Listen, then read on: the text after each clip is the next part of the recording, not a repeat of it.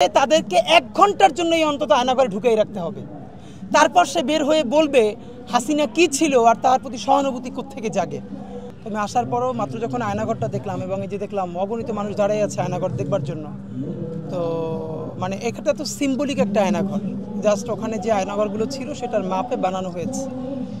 এইখানেই মনে হয় যে কোনো মানুষ 1 মিনিট যে জানে সামনে তার বাবা মা আছে, ভাই বোন আছে, এটা ছবি তুলবার জন্য ঢুকছে, তাও অসুস্থ হয়ে যাবে।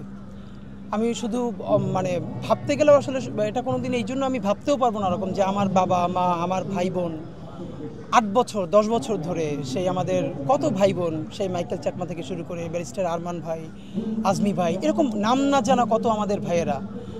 একটা হয় কি, ধরেন আপনি যদি হারিয়েও যান আপনার বাবা মা, আপনি জানেন যে আপনার বাবা মা জানে যে আপনি বেঁচে আছেন, এরকম 10 বছরও যদি আপনি থাকেন তাও একদিন আশা থাকে আপনি আপনার বাবা মার কাছে যাবেন।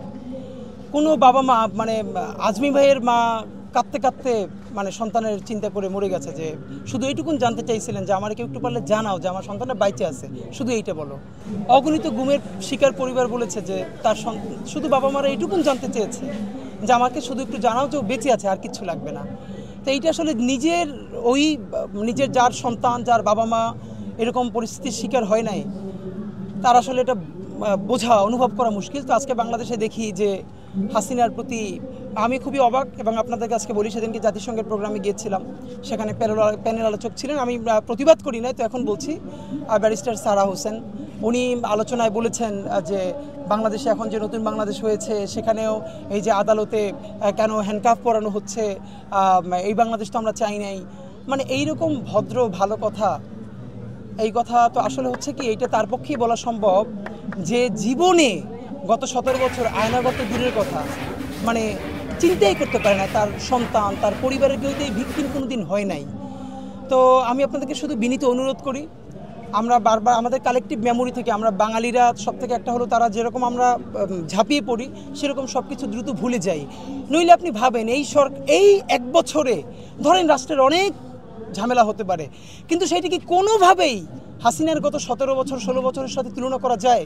এই 16-17 বছরের সাথে শুধুই তুলনা করা সম্ভব আইএমএ জাহিলিয়াতে, এবং আইএমএ জাহিলিয়াত আমরা শুনি কিন্তু আইএমএ জাহিলিয়াত তো দেখি নাই। এবং আজকে আমি আবারও এখানে এসে মনে পড়ছে, এইরকম আয়নাঘরে একজনকে আটকে রেখে তার কাছ থেকে যখন জঙ্গি হিসেবে তাকে স্বীকৃতি দেওয়া হবে, কারণ সে ওয়েস্টে আওয়ামী লীগ সিল করতে চায় যে এইখানে এইরকম জঙ্গিপনা চলছে, তো সে কোনোভাবে রাজি হচ্ছে না। তারপর তার স্ত্রীকে ধরে এনে তার সামনে ভয়াবহভাবে ধর্ষণ করা হয়েছে। আপনি শুধু চক্ষু বন্ধ করে ভাবেন, আমি ভাবি যে আমার মা বা আমার বোন, আমার স্ত্রী আমার সামনে বসে ধর্ষিত হচ্ছে আমার জবানবন্দির জন্য। আপনি এটা নিতে পারবেন না ভাই, এরকম জাহান্নাম মানে আপনি চিন্তা করতে পারেন না, কিন্তু এরকম জাহান্নামে আমরা ছিলাম। এখন এটাকে কেউ কেউ সফট করবার চেষ্টা করছে, কেউ কেউ বলবার চেষ্টা করছে যে এই সেই। সবার আগে আমাদের জীবন, আর বারবার বলি জীবন দিব, কিসের জীবন দিব? বারবার বলি রক্ত দিব, রক্ত কি এত সস্তা নাকি? এই রক্ত যা দেওয়ার আমরা দেয়া ফেলছি, এখন এই রক্তের প্রতিশোধ নিতে হবে। তবে সেটা আমরা কোনো অন্যায় চাই না, এই ভয়াবহ গণহত্যাকারীদের সাথেও আমরা ইনসাফ করতে চাই, আমরা আইন আদালতের মাধ্যমে বিচার করতে চাই।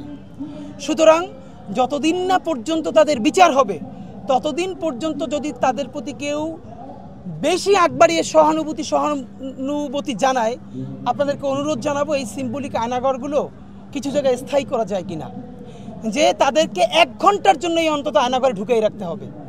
তারপর সে বের হয়ে বলবে হাসিনা কি ছিল আর তার প্রতি সহানুভূতি কোত্থেকে জাগে। আপনাদের প্রতি বিনীত অনুরোধ, এখনও 2 দিন আছে সম্ভবত এই সোহরাওয়ার্দী উদ্যানের আয়োজন।